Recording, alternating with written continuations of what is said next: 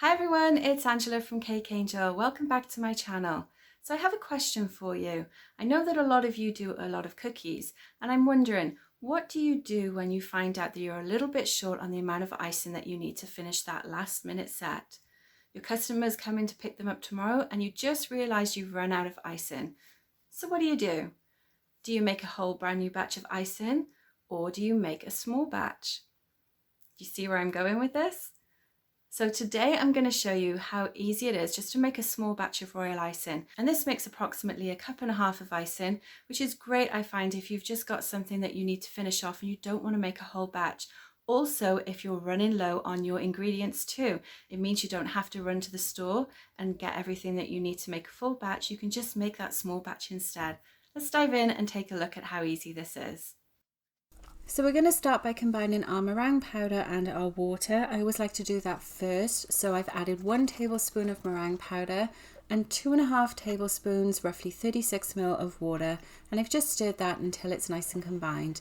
To that, I've now added 200 grams of icing sugar, and I always weigh my icing sugar.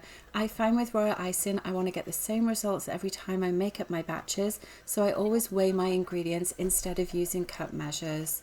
And as you would with regular royal icing, you just want to go ahead now and you want to mix it on a medium speed for about 5 minutes until you get that nice consistency.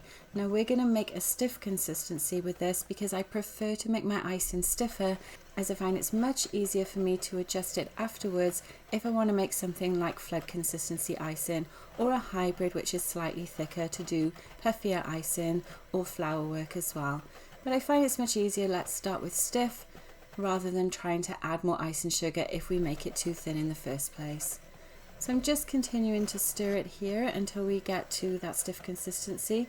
And I'm using the hand mixer, you'll notice, instead of a stand mixer, and that's purely due to the quantity that I'm making.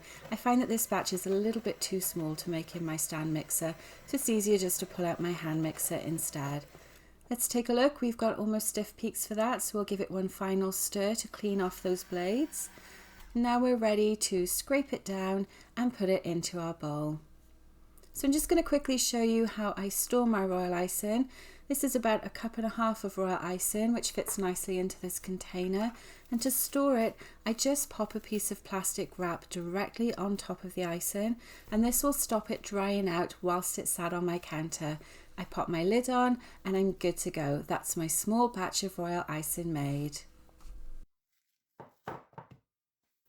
So I hope you found that really useful. Let me know in the comments below if you're going to try this method to make a small batch of icing. Now this royal icing sets up really nicely. It's exactly the same as my full batch. I've just changed the ratio so I don't have to make as much.